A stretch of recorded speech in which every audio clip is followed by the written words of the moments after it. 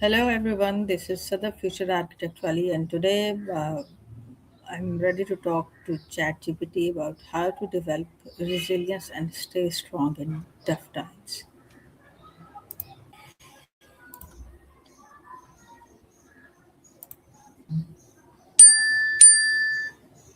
Hello ChatGPT.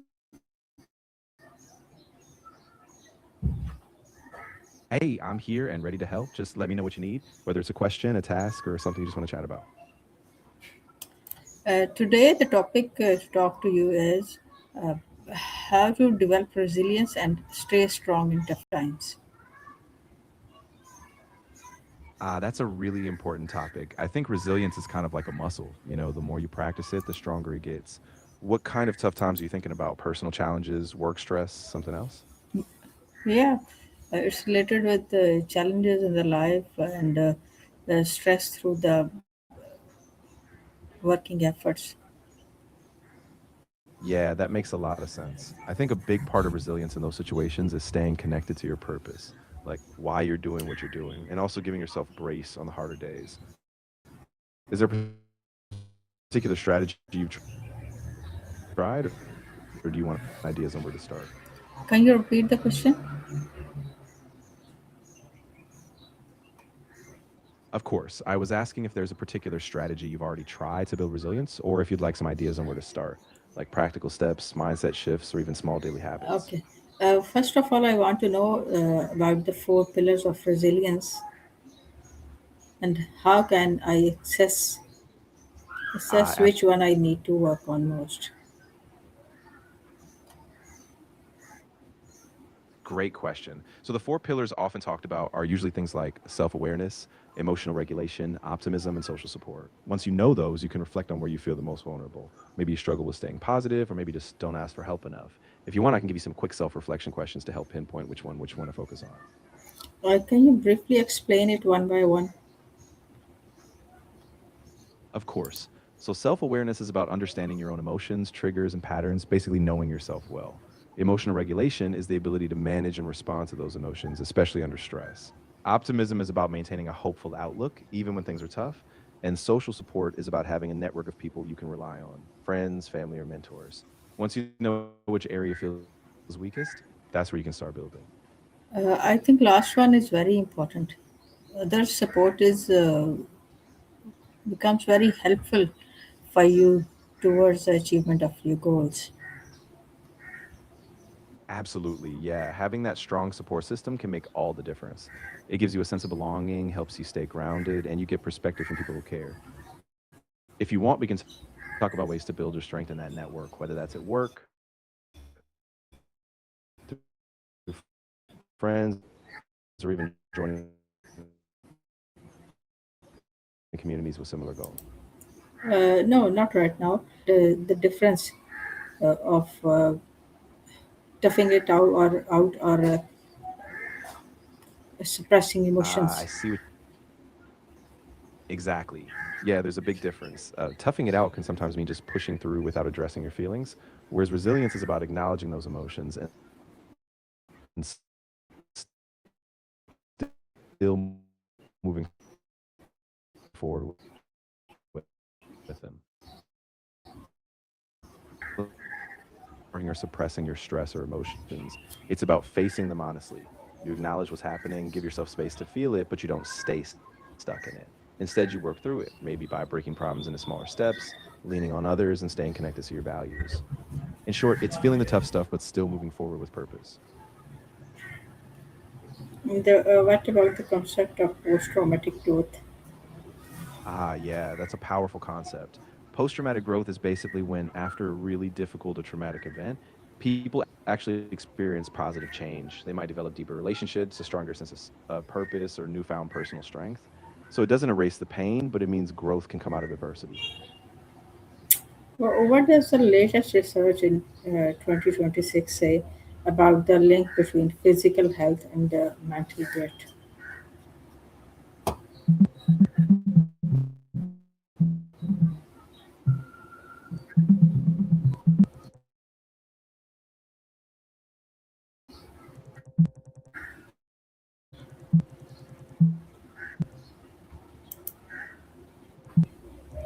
mental well-being. For example, a review from Loughborough University found that regular exercise significantly reduces symptoms of depression and psychosis, while also improving cognitive function. Sleep was also identified as a key link. Better physical activity boosted sleep, which in turn improved mental health. Diet also plays a role, as ultra-processed foods were linked to higher depression and anxiety. Can you give me a 5 minute morning routine designed specifically to build mental armor for the day? Absolutely. So here's a quick 5 minute morning routine. First, spend 1 minute on deep breathing, just in through your nose, out through your mouth, focusing on calm. Then take a minute for a gratitude practice. Think of three things you're thankful for. After that, spend 1 minute on gentle stretching or a short body scan, just feeling your body awake. Next, take 1 minute to set an intention. What's one positive goal for the day? And finally, spend 1 minute visualizing success. See yourself handling challenges with calm and confidence. Just that short pause can really fortify your mental armor. Can you explain how this 5 minute morning routine will help me out?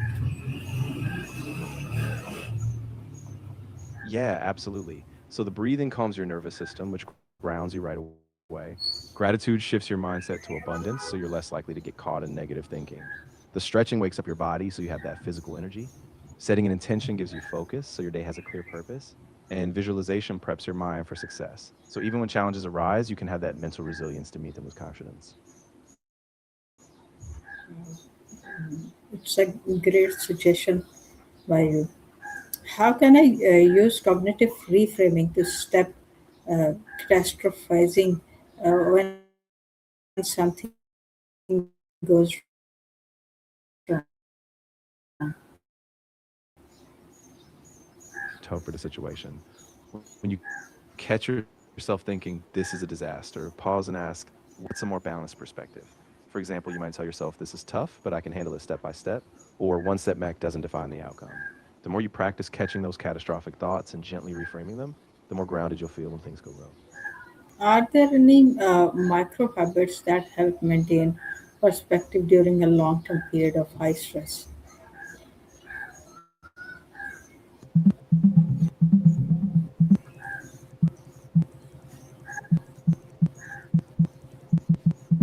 Some practical micro habits can help you maintain perspective during long term stress. 30 to 60 seconds to focus on your. These small, repeatable actions help you stay grounded, build resilience, and keep your sense of calm, even when stress builds up. Are you having difficulty answering these questions? Not at all. I just wanted to make sure I gave you really practical examples. But if anything felt unclear or if you need more depth on any part, I'm happy to expand. Just let me know what you need. Do you have to crawl so much? Ah, I get what you mean. Yeah, sometimes I do a quick web search if I need really up to date info, but I'm also here with all the knowledge I have from before, so it's totally fine. Just tell me what pace you prefer. Okay. How do I practice self compassion without feeling like making excuses for myself? That's a really common concern. The key is that self compassion isn't about letting yourself off the hook. It's about recognizing you're human and you're doing your best. You can practice it by using a gentle inner voice. When things go wrong, you acknowledge this is hard, but it doesn't mean I'm failing. Keep it fact based, no sugarcoating, but also no harsh judgment. It's just about balance. Are there some red flags that indicate my resilience is wearing thin and I need to seek professional help? Yeah, that's really important to notice. Some red flags would be feeling constantly overwhelmed, having trouble getting out of bed, experiencing severe mood swings, or noticing physical symptoms like headaches or chronic fatigue. If you're withdrawing from relationships or you're relying heavily on unhealthy coping mechanisms like excessive screen time or substance use, those are big signs it's time to reach out to a mental health professional. You don't have to handle it. Thank you, ChatGPT, for such insightful information. I'm really grateful. You're so welcome. I'm really glad it helped. And just remember, if things ever feel too heavy, reaching out for support is such a strength.